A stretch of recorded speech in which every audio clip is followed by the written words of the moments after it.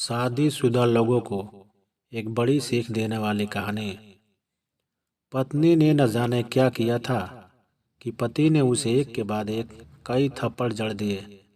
हमेशा हर सिचुएशन को शांति से हैंडल करने वाली पत्नी भी इस बार इतनी अशांत हो उठी कि उसने अपनी चप्पल ही निकालकर पति की ओर दे फेंकी। चप्पल पति के बालों को छूते हुए निकल गई। ये किस्सा यहीं पर ख़त्म हो सकता था, मगर पति ने इसे अपनी मर्दानगी का विषय बना लिया और बात बद से बदतर होती चली गई। रिश्तेदारों ने भी आग में घी का काम किया। किसी ने कहा, जो औरत अपने पति को चप्पल से मार सकती है वो ना ही तो वफादार हो सकती है और ना ही पतिव्रता। ऐसी औरत परिवार ही नहीं, पूरे समाज पर कलंक की तरह है।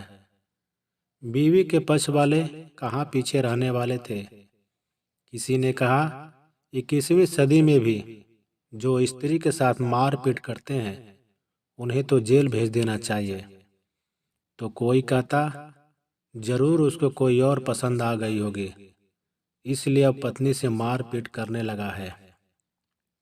बात कोर्ट तक पहुंच गई।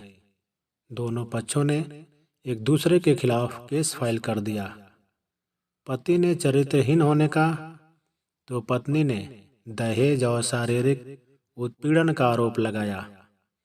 2 वर्षों से अधिक समय के लिए केस चला था। इन 2 वर्षों के दौरान दोनों पति पत्नी अलग अलग रहे थे। इन 2 वर्षों के दौरान दोनों पक्षों के समर्थकों की संख्या कम हो गई थी। पहले जहां दोनों पक्षों में समर्थकों का समूह होता था, अब गिने चुने लोग रह गए थे। पति और पत्नी दोनों की आर्थिक स्थिति भी इस समय के दौरान नीचे गिर चुकी थी, जिन्हें वो अपना शुभचिंतक समझ रहे थे। पैसों की बात आते ही उन्होंने भी अपना पल्ला झाड़ लिया था। अगर कोई देने को राजी भी हुआ तो मोटे ब्याज की शर्त पर। आखिरकार वही हुआ जो सब चाहते थे, डाइवोर्स। हर कोई खुश था, दोनों पक्षों के रिश्तेदार, उनके माता पिता और दोनों के वकील। लेकिन 5 साल की सुखद शादी और एक सुंदर बेटी होने के बाद मिले इस डाइवोर्स से पत्नी मुक्त थी और पति शांत। शायद ये इत्तेफाक ही था कि इस खुशी को मनाने के लिए दोनों पक्ष के लोग एक ही चाय की टपरी पर बैठे आमने सामने। इत्तेफाक इसलिए क्योंकि ज्यादातर लोग जो एक दूसरे के विरोध पक्ष को सपोर्ट कर रहे थे वो एक दूसरे को अच्छे से जानते भी नहीं थे। पति पत्नी भी इन सभी से दूर एक दूसरे के सामने मेज पर बैठे। पत्नी ने पति से कहा, अब तो खुश होना, तुम्हारे मन की जो हुई है मुबारक हो। तुम भी तो आज जीत गई हो, मुझसे तलाक तो तुम्हें भी मिल गया है, तुम्हें भी मुबारक हो। पति ने कहा, तलाक को तुम जीत का प्रतीक समझते हो? पत्नी ने पूछा। पति चुप रहा। थोड़ी देर की शांति के बाद पति ने कहा, मुझे तुम्हें 5 लाख रुपए अभी और हर महीने 8,000 देने का आदेश है। अभी मेरे पास पैसे नहीं है, इसलिए हमारा मतलब मेरा जो सिटी में फ्लैट है उसे तुम्हारे नाम कर देता हूँ। पत्नी बोली, लेकिन उस फ्लैट की कीमत तो 18 लाख की है। हाँ, लेकिन हमारी बेटी तुम्हारे साथ है और आगे जाके उसके खर्चे भी बढ़ेंगे, तुम्हें थोड़ी आसानी होगी। पति ने कहा, नहीं नहीं, मुझे सिर्फ 5 लाख ही देना और तुम हर महीने 8,000 तो देने ही वाले हो, मैं मैनेज कर लूँगी। अगर 5 लाख नहीं है तब भी कोई बात नहीं, पत्नी बोली। दोनों फिर से शांत हो गए। पति सोचने लगा, कितनी भोली और समझदार है ये औरत, जो कुछ समय पहले तक मेरी पत्नी थी और अब अनजान।